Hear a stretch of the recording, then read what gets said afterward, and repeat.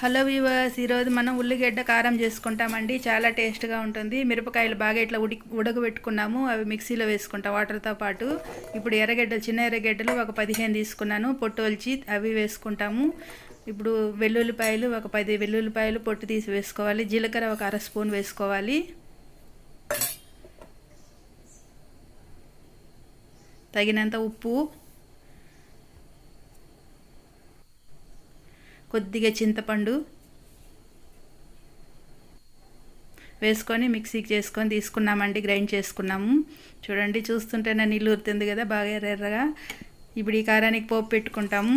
పోపు దినుసులు stove on చేసుకొని పెనం పెట్టుకొని ఆయిల్ వేసుకొని శనగపప్పు, మినపప్పు, ఆవాలు, జీలకర్ర వేసి బాగా ఫ్రై అయినాయి. కరివేపాకు వేసుకొని ఇప్పుడు కారం పోపు వేసుకున్నామంటే మన ఉల్లిగడ్డ ఎర్ర కారం రెడీ.